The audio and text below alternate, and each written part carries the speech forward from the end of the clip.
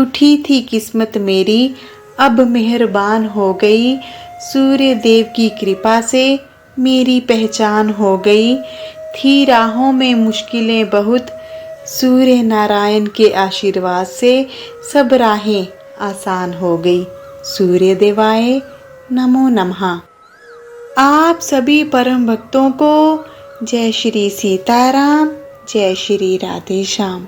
प्यारे भक्तों, आज रविवार है, सूर्य देव जी का वार है। सूर्य देव जी हमारे भाग्य के स्वामी हैं। सूर्य भगवान जी के मंत्रों के उच्चारण अथवा श्रवण से हमारा भाग्य उदय होता है। आज परम दिव्य शक्ति पर आप जी को सूर्य भगवान जी का गायत्री मंत्र बताया जाएगा। यह मंत्र सूर्य देव जी को समर्पित है।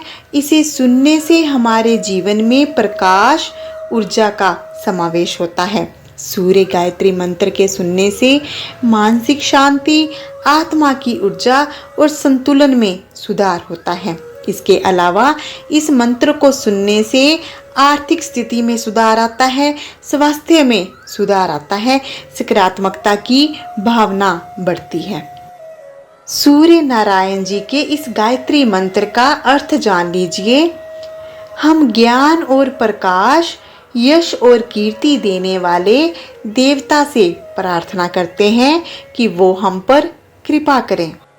तो आइए भक्तों, सूर्य भगवान जी के आशीर्वाद की कामना हेतु मंत्र जाप शुरू करते हैं। मंत्र जाप का पूर्ण लाभ लेने के लिए आखिर तक हमारे साथ मंत्र उच्चारण अथवा श्रवण कीजिए।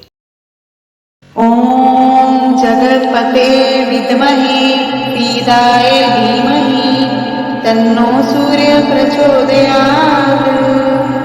ओम जगतपते विद्महे पीताय धीमहि तन्नो सूर्य प्रचोदयात्। ओम जगतपते विद्महे पीताय धीमहि तन्नो सूर्य प्रचोदयात्। ओम जगतपते विद्महे पीताय धीमहि तन्नो सूर्य प्रचोदयात्। ओम जगतपते विद्महे पीताय धीमहि तन्नो सूर्य प्रचोदयात्। ओम जगतपते विद्महे पीताय धीमहि तन्नो सूर्य प्रचोदयात्। ओम जगतपते विद्महे पीताय धीमहि तन्नो सूर्य प्रचोदयात्। ओम जगतपते विद्महे पीताय धीमहि तन्नो सूर्य प्रचोदयात्।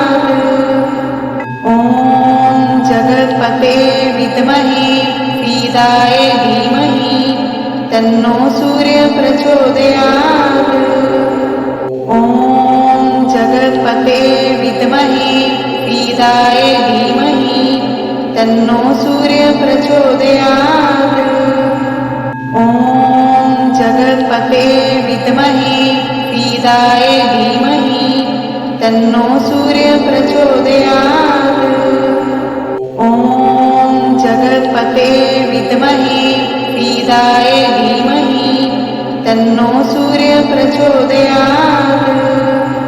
ओम जगतपते विद्महे पीताय धीमहि तन्नो सूर्य प्रचोदयात्।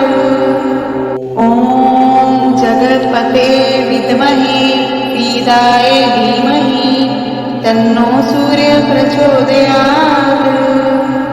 ओम जगतपते विद्महे पीताय धीमहि तन्नो सूर्य प्रचोदयात्।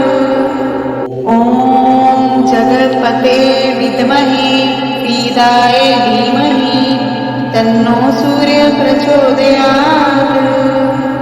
ओम जगतपते विद्महे पीताय धीमहि तन्नो सूर्य प्रचोदयात्। ओम जगतपते विद्महे पीताय धीमहि तन्नो सूर्य प्रचोदयात्।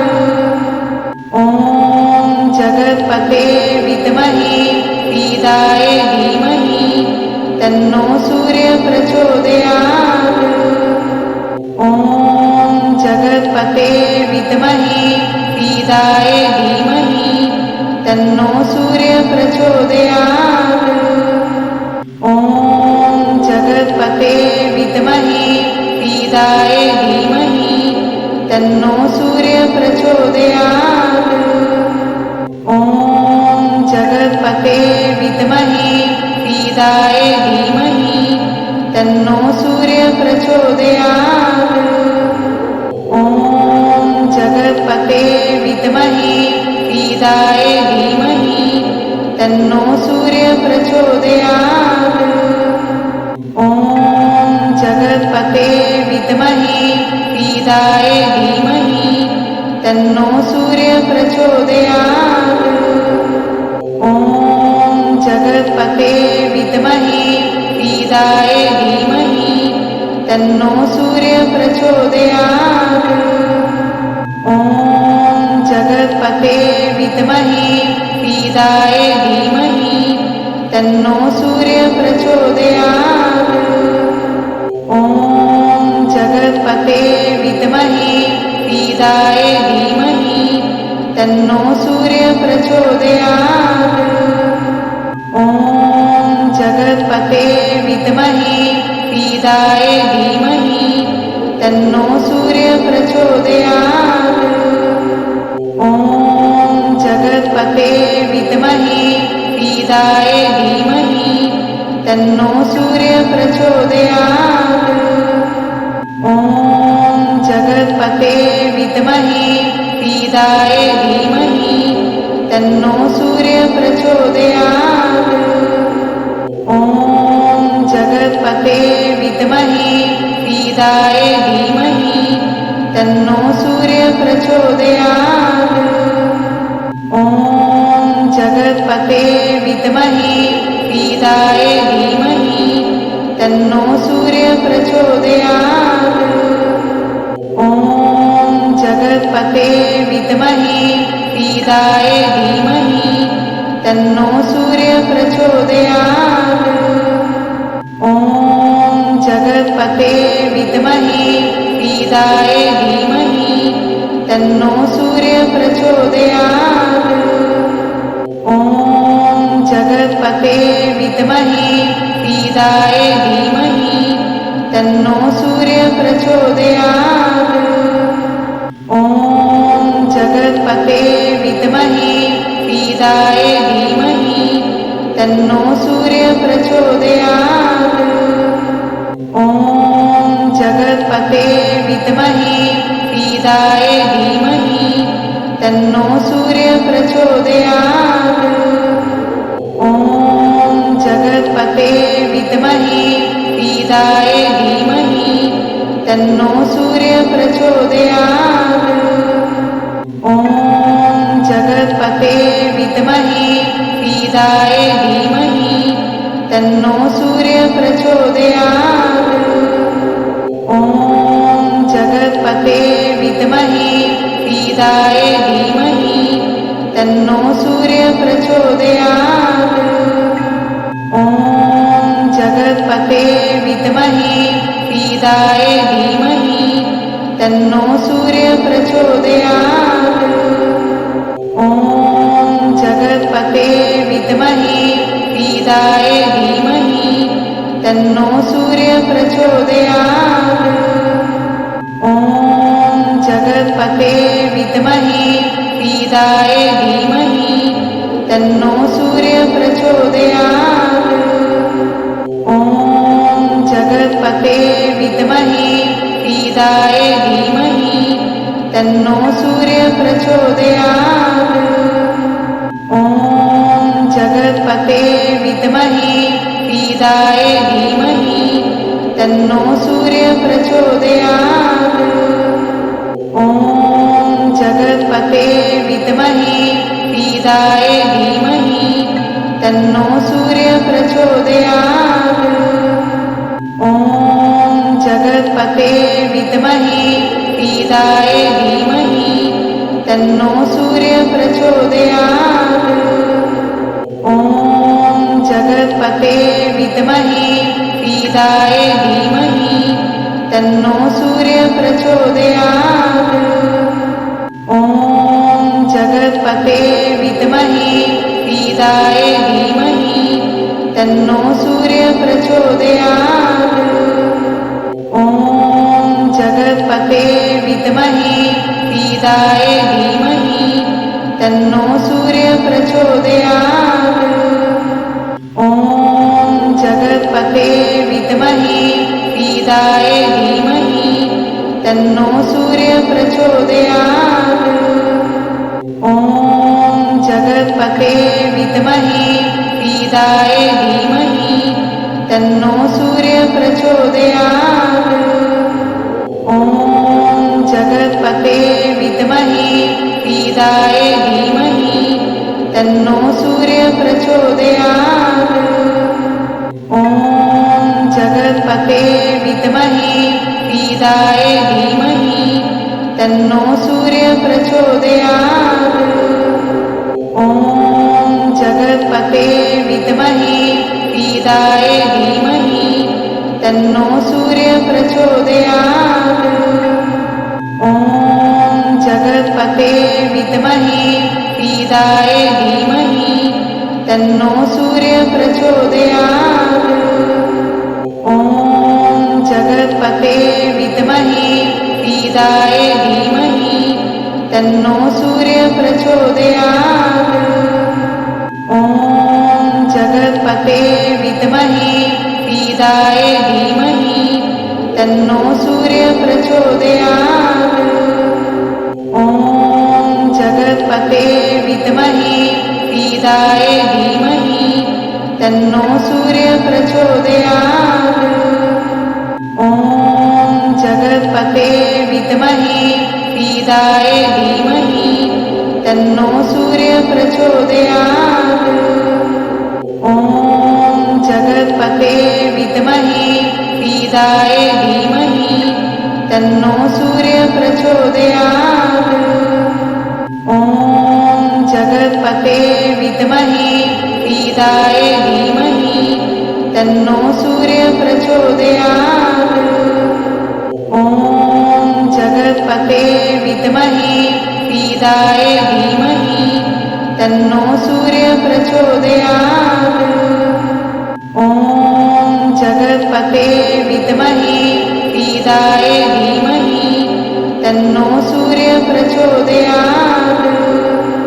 ॐ जगत्पते विद्महे पीदाय धीमहि तन्नो सूर्य प्रचोदयात्। ॐ जगत्पते विद्महे पीदाय धीमहि तन्नो सूर्य प्रचोदयात्। ॐ जगत्पते विद्महे पीदाय धीमहि तन्नो सूर्य प्रचोदयात्। ॐ जगत्पते विद्महे पीदाय धीमहि तन्नो सूर्य प्रचोदयात्। ॐ जगत्पते विद्महे पीदाय धीमहि तन्नो सूर्य प्रचोदयात्। ॐ जगत्पते विद्महे पीदाय धीमहि तन्नो सूर्य प्रचोदयात्। ॐ जगत्पते विद्महे पीदाय धीमहि तन्नो सूर्य प्रचोदयात्। ॐ जगत्पते विद्महे पीदाय धीमहि तन्नो सूर्य प्रचोदयात्। ॐ जगत्पते विद्महे पीदाय धीमहि तन्नो सूर्य प्रचोदयात्। ॐ जगत्पते विद्महे पीदाय धीमहि तन्नो सूर्य प्रचोदयात्। ॐ जगत्पते विद्महे पीदाय धीमहि तन्नो सूर्य प्रचोदयात्। ॐ जगत्पते विद्महे पीदाय धीमहि तन्नो सूर्य प्रचोदयात्। ॐ जगत्पते विद्महे पीदाय धीमहि तन्नो सूर्य प्रचोदयात्। ॐ जगत्पते विद्महे पीदाय धीमहि तन्नो सूर्य प्रचोदयात्। ॐ जगत्पते विद्महे पीदाय धीमहि तन्नो सूर्य प्रचोदयात्। ॐ जगत्पते विद्महे पीदाय धीमहि तन्नो सूर्य प्रचोदयात्। ॐ जगत्पते विद्महे पीदाय धीमहि तन्नो सूर्य प्रचोदयात्। ॐ जगत्पते विद्महे पीदाय धीमहि तन्नो सूर्य प्रचोदयात्। ॐ जगत्पते विद्महे पीदाय धीमहि तन्नो सूर्य प्रचोदयात्।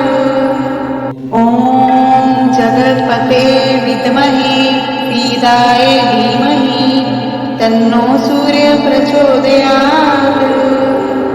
ॐ जगत्पते विद्महे पीदाय धीमहि तन्नो सूर्य प्रचोदयात्।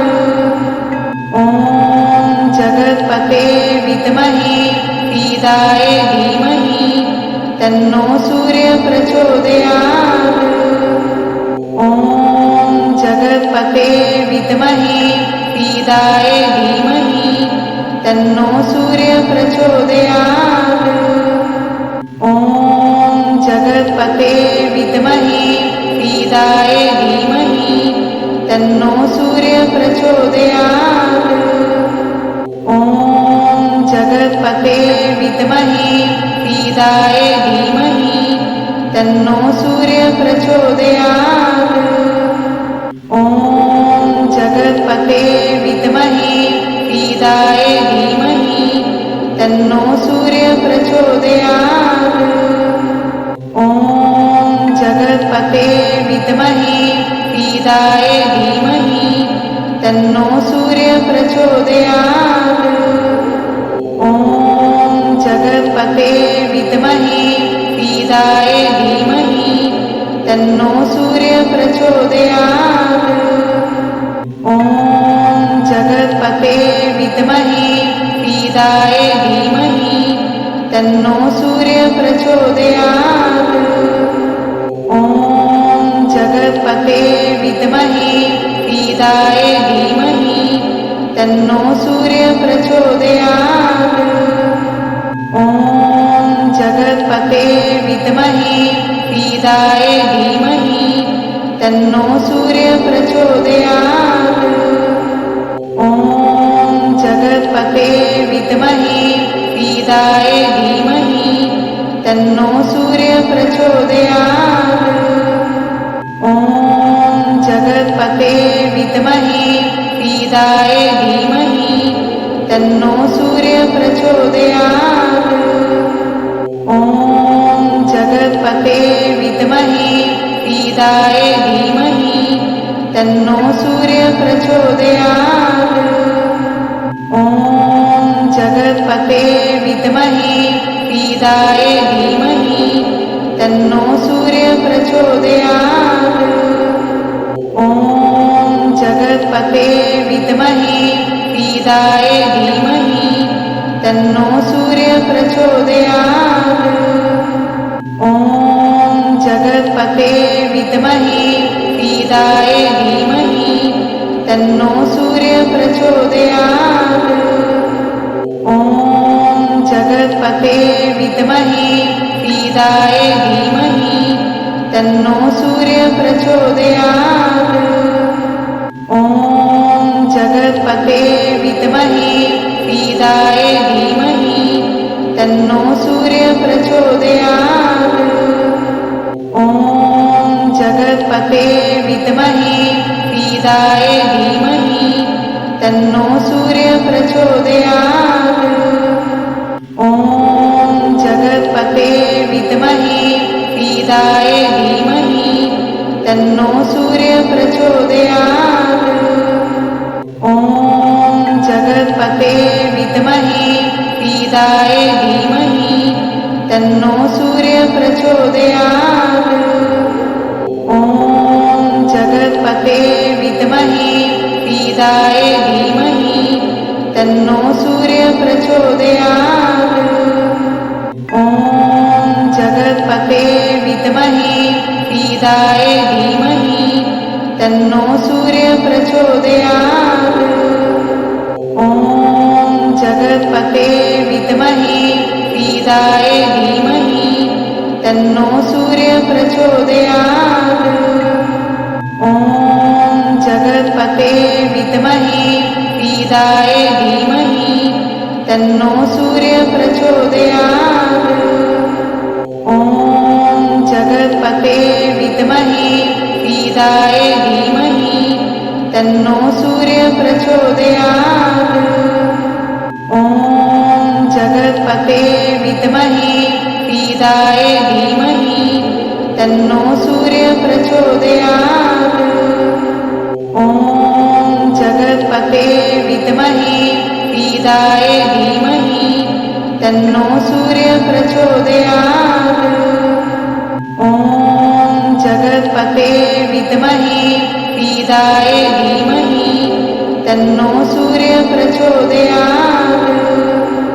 ॐ जगत्पते विद्महे पीडाय धीमहि तन्नो सूर्य प्रचोदयात्। ॐ जगत्पते विद्महे पीडाय धीमहि तन्नो सूर्य प्रचोदयात्। ॐ जगत्पते विद्महे पीडाय धीमहि तन्नो सूर्य प्रचोदयात्। ॐ जगत्पते विद्महे पीडाय धीमहि तन्नो सूर्य प्रचोदयात्। ॐ जगत्पते विद्महे पीडाय धीमहि तन्नो सूर्य प्रचोदयात्। ॐ जगत्पते विद्महे पीडाय धीमहि तन्नो सूर्य प्रचोदयात्। ॐ जगत्पते विद्महे पीडाय धीमहि तन्नो सूर्य प्रचोदयात्। ॐ जगत्पते विद्महे पीडाय धीमहि तन्नो सूर्य प्रचोदयात्। ॐ जगत्पते विद्महे पीडाय धीमहि तन्नो सूर्य प्रचोदयात्। ॐ जगत्पते विद्महे पीडाय धीमहि तन्नो सूर्य प्रचोदयात्। ॐ जगत्पते विद्महे पीडाय धीमहि तन्नो सूर्य प्रचोदयात्। ॐ जगत्पते विद्महे पीडाय धीमहि तन्नो सूर्य प्रचोदयात्। ॐ जगत्पते विद्महे पीडाय धीमहि तन्नो सूर्य प्रचोदयात्। ॐ जगत्पते विद्महे पीडाय धीमहि तन्नो सूर्य प्रचोदयात्। ॐ जगत्पते विद्महे पीडाय धीमहि तन्नो सूर्य प्रचोदयात्। ॐ जगत्पते विद्महे पीडाय धीमहि तन्नो सूर्य प्रचोदयात्। ॐ जगत्पते विद्महे पीडाय धीमहि तन्नो सूर्य प्रचोदयात्। ॐ जगत्पते विद्महे पीडाय धीमहि तन्नो सूर्य प्रचोदयात्। ॐ जगत् जगत्पते विद्महे पीदाय धीमहि तन्नो सूर्य प्रचोदयात्। ॐ जगत्पते विद्महे पीदाय धीमहि तन्नो सूर्य प्रचोदयात्। ॐ जगत्पते विद्महे पीदाय धीमहि तन्नो सूर्य प्रचोदयात्। ॐ जगत्पते विद्महे पीदाय धीमहि तन्नो सूर्य प्रचोदयात्।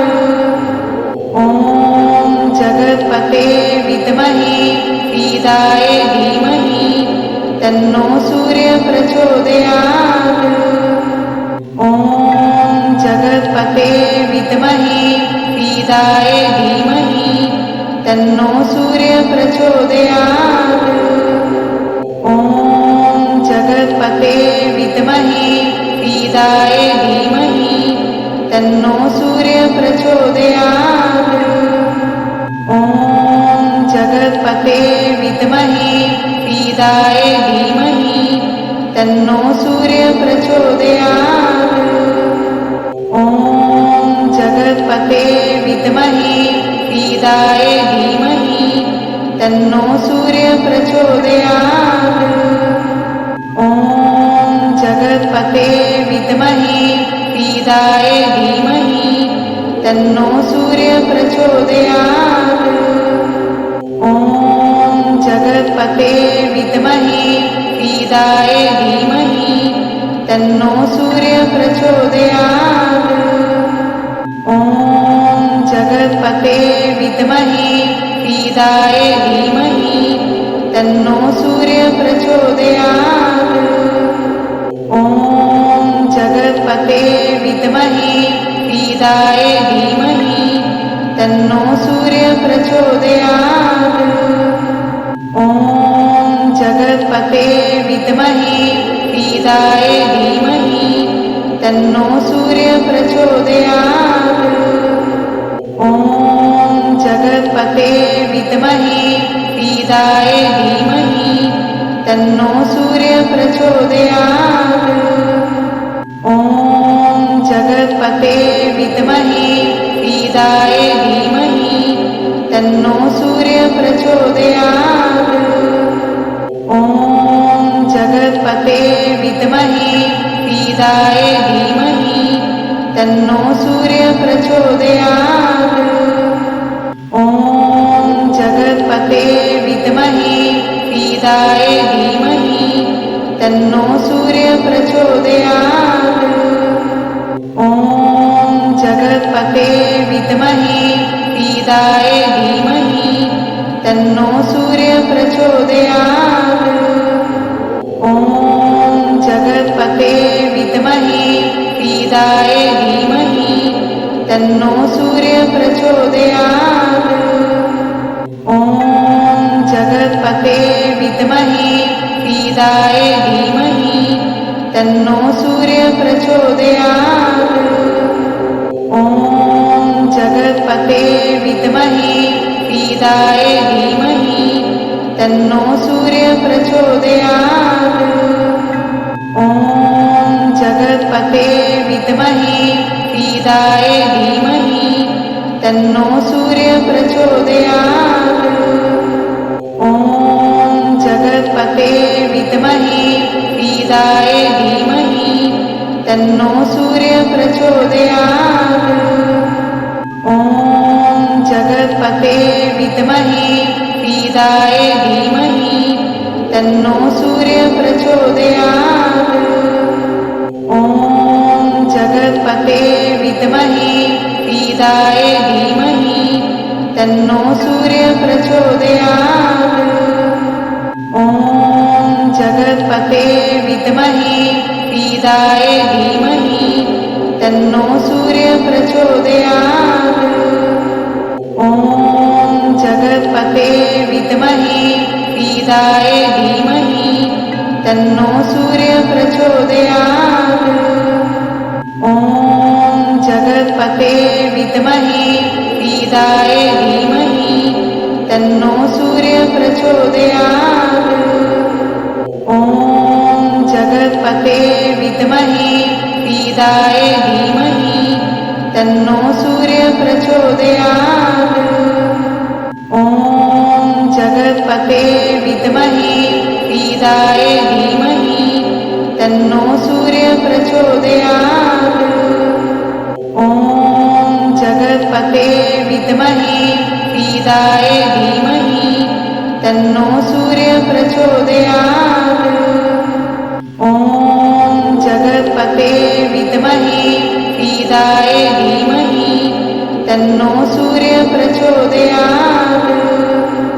ॐ जगत्पते विद्महे पीदाय धीमहि तन्नो सूर्य प्रचोदयात्।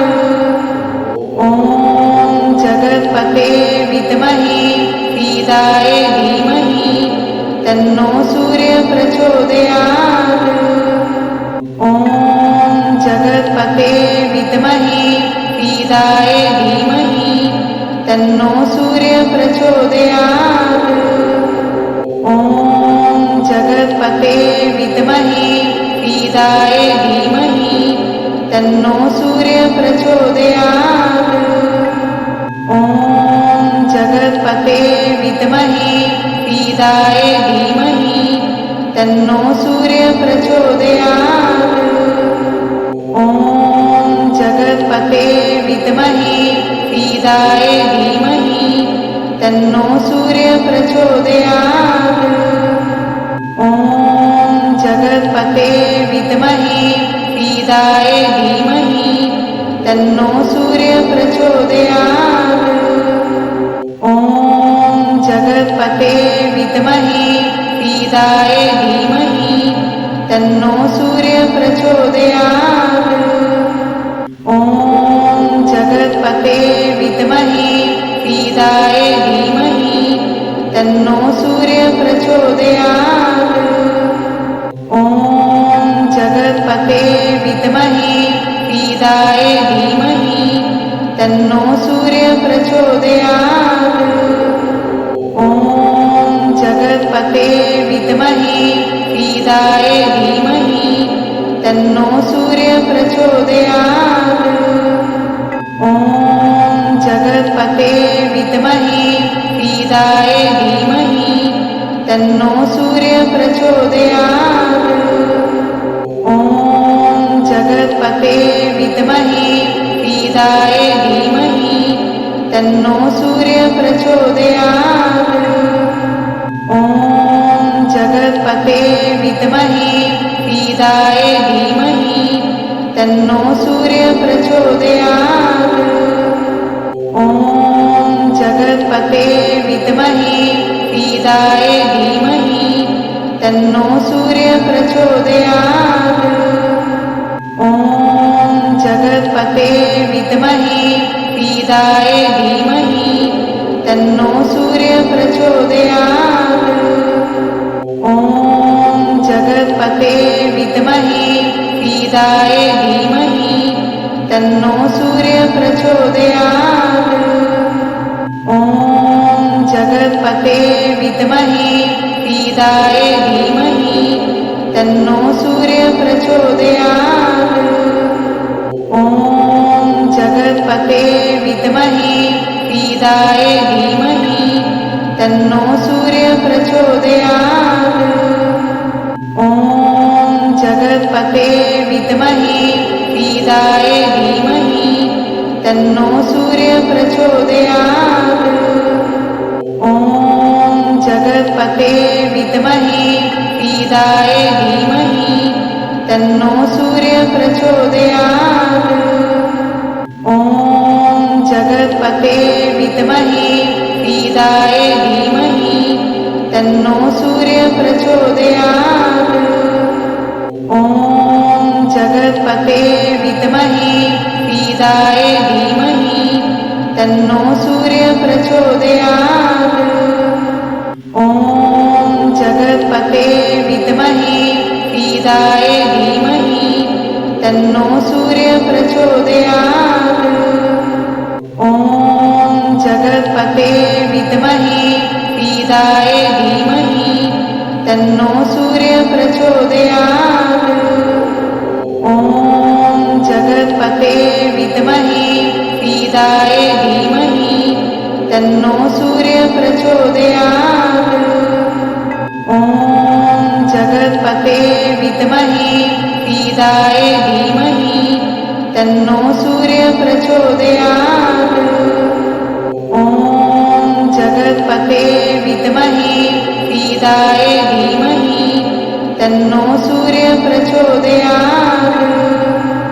ॐ जगत्पते विद्महे सीताय धीमहि तन्नो सूर्य प्रचोदयात्। ॐ जगत्पते विद्महे सीताय धीमहि तन्नो सूर्य प्रचोदयात्। ॐ जगत्पते विद्महे सीताय धीमहि तन्नो सूर्य प्रचोदयात्। ॐ जगत्पते विद्महे सीताय धीमहि तन्नो सूर्य प्रचोदयात्।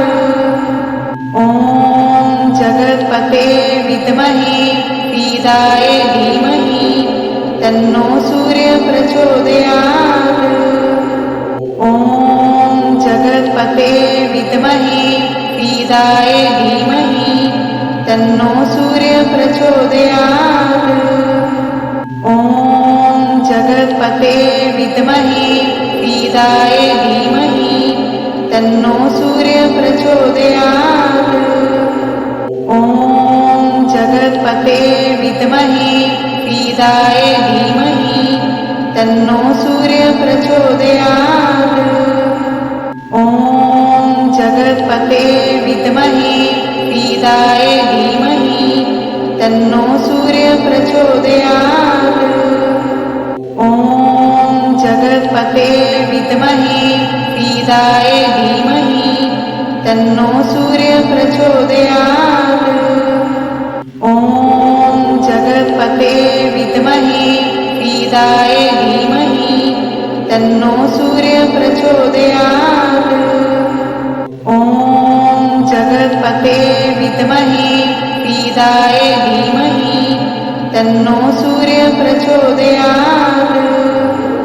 ॐ जगत्पते विद्महे सीताय धीमहि तन्नो सूर्य प्रचोदयात्। ॐ जगत्पते विद्महे सीताय धीमहि तन्नो सूर्य प्रचोदयात्। ॐ जगत्पते विद्महे सीताय धीमहि तन्नो सूर्य प्रचोदयात्। ॐ जगत्पते विद्महे सीताय धीमहि तन्नो सूर्य प्रचोदयात्। ॐ जगत्पते विद्महे सीताय धीमहि तन्नो सूर्य प्रचोदयात्। ॐ जगत्पते विद्महे सीताय धीमहि तन्नो सूर्य प्रचोदयात्। ॐ जगत्पते विद्महे सीताय धीमहि तन्नो सूर्य प्रचोदयात्। ॐ जगत्पते विद्महे सीताय धीमहि तन्नो सूर्य प्रचोदयात्। ॐ जगत्पते विद्महे सीताय धीमहि तन्नो सूर्य प्रचोदयात्। ॐ जगत्पते विद्महे सीताय धीमहि तन्नो सूर्य प्रचोदयात्।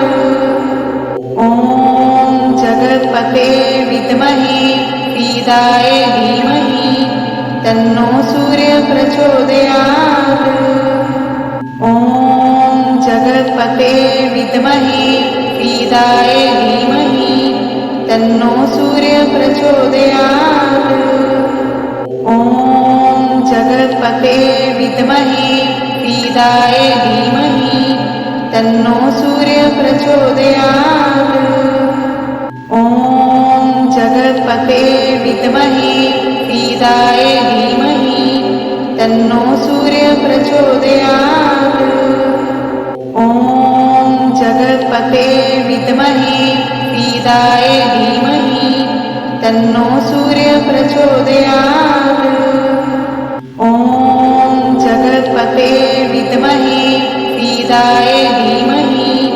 तन्नो सूर्य प्रचोदयात्।